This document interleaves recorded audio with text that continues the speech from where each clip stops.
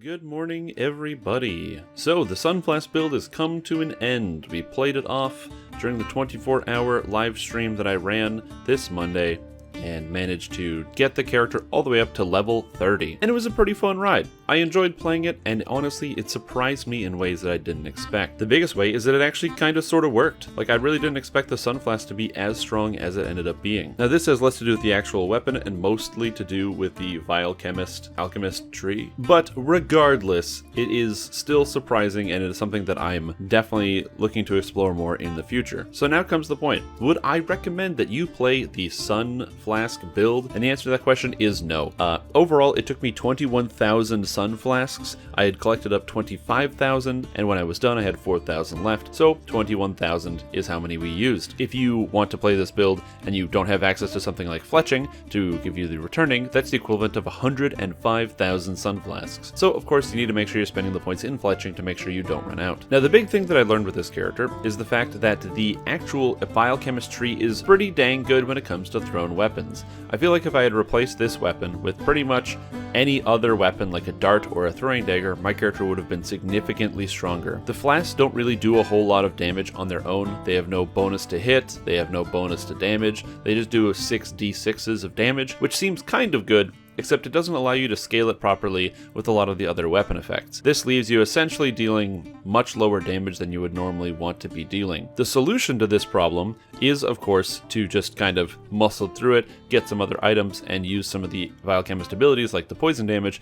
to kind of give you that extra bit of oomph to do some more. And you know what? Even with the Sunflask, I was able to do a reasonable amount of damage when I was playing in Epics. I was doing a lot of Epic Elite quests, as well as going through quests on Reaper mode at level 30 before I was even level 30, using mostly heroic gear. In these moments, I was able to take down Reapers, take down monsters, and even do sizable boss damage given the fact that I didn't have the appropriate items, which makes me think that Alchemist is quite strong on its own. Given the thrown attack speed, as well as how much double shot that you end up getting, and you add an incredibly large amount of poison damage on every single shot, it just kind of makes sense that this character ends up dealing a lot of damage even with not too many items to speak of. With any type of weapon like a dart or throwing dagger, this would be doing a tremendous amount of damage, and it's something that I think I'll explore in the future. The biggest weakness of this character that I played was the fact that I had basically no area of effect to speak of. Now, this was a bit of a problem, however, it was entirely my fault. Alchemist gets very good area of effect from its spells that you can combo with your actual attacks. Starting to get surrounded by monsters, pick any of your Venom Vials or even the Multi-Vial spell and turn everything to dust. It's incredibly powerful and it works really, really well. The only reason I did not do it was because I was trying to play a character where I didn't actually use the spells to deal damage, only the Sunflasks. So, limiting myself, not the best idea. This character seemed defensive, offensive, with really strong single target damage, and with the possibility for good area of effect. I think that this makes a great candidate for an easy leveling character. Now, I would love to give you a build for the Sunflask build. However, I don't think that a lot of people are going to be able to acquire the Sunflask to be able to play it, but they might want to still try out this playstyle, which was pretty fun. As a result, instead of actually placing down the Sunflask build here, I am going to give you a build that will work with either throwing daggers or darts of any kind, and you can just follow that one. If you'd like to use a Sunflask, just make sure you take fletching, because if you don't take fletching, you will run out. The only difference between the Vistani Knife Fighter version and the Dart version is really the enhancement tree. They take exactly the same feats, but the Vistani Knife Fighter version spends about 27 points in Vistani Knife Fighter, whereas the Dart version doesn't do that, giving you the opportunity to spend some points in other areas of the enhancement tree, such as your racial tree or the Bombardier or Apothecary trees for some extra utility. At the end of the day, it's hard for me to say which one is better, but I think that if you're looking for raw damage, Vistani Knife Fighter is going to be the bread and butter in which you're going to want to go with, or if you just want to stick with darts, that's a good option too. There's also a lot of multi-classing options, of course, with throwers. However, I just decided to go pure, and as I said, it seemed to work out pretty well. Alright, I'm going to pass it over to me, who will tell you how to build it. To match the incredible power of the Sunflask, you need an incredible build, and there's no better way to do that than to use an Alchemist. Alchemists are both flexible in how they can cast many different types of spells, and also flexible in the fact that they can synergize a lot with different types of simple weapons. And since your Sunflask technically counts as a dart, that actually works very, very well for your character overall. Now, one of the important things is that intelligence actually scales both your hit chance, your damage, and also your spell power and your spell DCs as an Alchemist, which gives you the incredible opportunity to kind of scale almost everything off of one stat. It's one of the reasons why Alchemists are incredibly successful right now. So I've got my reflex saves, my will saves, my hit and damage, and my spell points, and my DCs all in one stat. It's actually kind of crazy how it all comes together. Now, the important thing about this build is that this is pretty general, and I think that a lot of people are going to be looking at this thinking, well, how am I going to get myself 25,000 Sunflask to play this? Well, it's important to note you don't need 25,000, you need 21,000. I have 4,000 left. And second of all, you can rely on your teammates to do all the damage for you. And third of all, you can actually play this character as a full dart build. So I'm going to go into details pretending that this is basically just a dart build, and you can use this with any dart. There is a better build out there, which is combining this with Vistani Knife Fighter, which would be much stronger using an actual throwing knife. However, for all intents and purposes, this works with darts, and potentially if there's like a new dart that comes out in a later expansion, or new darts somewhere that kind of synergize really, really well with Alchemist, that would be a good place for this build to fit in. So that's why we're going to kind of look at it from that frame of reference. As far as your skills go, basic stuff, you're in intelligence builds, you take almost all of them. The key ones you want to make sure you're taking, you want Spellcraft, because this amps up your poison damage. You want Heal, because this amps up your healing. And then I just like to take Search, because I like being able to search outdoors, since you're an intelligence class. Everything else basically doesn't matter, so doing whatever order. Oh yeah, use Magic Device, forgot about that one. That one actually matters, never mind. But yeah, that's kind of essentially how you're going to do your individual spells here. As far as the feats go, right away, the Alchemist gives you a lot of feats. Every 4 levels, you grant yourself an extra feat from a certain list, whether that is metamagic feats such as Quicken, Precision for the extra hit chance, as well as the Fortification Penetration, some of the thrown weapon abilities, Improved Precise Shot. You get a lot of different feats. So what you need to focus on is the feats that you don't get from Alchemist. So right away, you're going to want to be picking up feats such as Rapid Shot. Alchemists automatically for free pick up Multitude of Missiles, which is really nice. And you can get as a bonus feat Simple Thrown Weapon Expertise. In fact, a lot of these feats end up working out, but you just got to make sure you layer it even, because you need Quick Draw, you need Rapid Shot, you need Simple Thrown Weapon Expertise, you need Point Blank Shot, and all of these things are Dexterity based. It's important to note that this character doesn't use Dexterity to hit and damage. However, Dexterity is important for your feat requirements, so make sure that you have at least a 19, or if you're planning on going into Epics, you want a 21 for Combat Archery to give you extra damage. And in terms of which ones you should take, they kind of all go in order. You want to take Rapid Shot? Well, you can. Or you need Point Blank Shot. So you take Point Blank Shot, then you take Rapid Shot. You want to take Simple Thrown Weapon Expertise? You just kind of take that whenever you want, and it gives you double shot equal to your Dexterity. So a lot of these feats, it doesn't really matter in which order you take them, except for some of the chains, like Point Blank Shot, Rapid Shot, Precise Shot, Improved Precise Shot. You just kind of take them when you can. So that's important. As far as the spells go, I've mentioned this 100 times before, and I will say it again. Take the good spells, not the bad spells. Generally, while leveling, this character, you're not going to be using too many offensive magic because you've got a lot of thrown weapons, so you're often going to be using your spells as healing, buffing, maybe some minor crowd control with some things like Salt Crystals, or in the case I was using a lot, which was the Glue Bomb. Glue Bomb is an extremely powerful spell that comes in handy pretty much all of the time, so I would highly recommend using those spells during the leveling process. The only damage spells I would say you could consider using, especially during the early game.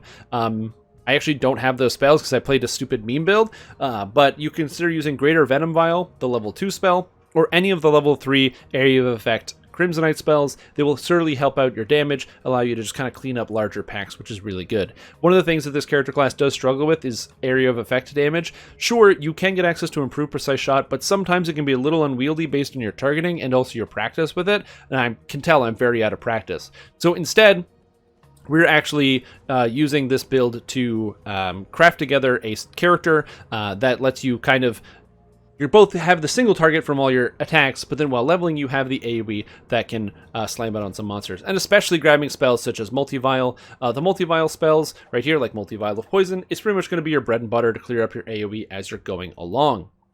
Now, as far as the enhancements goes, this character did it very specifically. I would do it different from here if I was playing like a real build. One of the reasons why I have so many points here on a Harper Agent is because I wanted all the ranged power. My character was using the Sunflask, a limited item, and I needed to make sure I had returning so I could not use as many of them. And on top of that, I needed to use as few as possible, so I needed them to hit as hard as possible.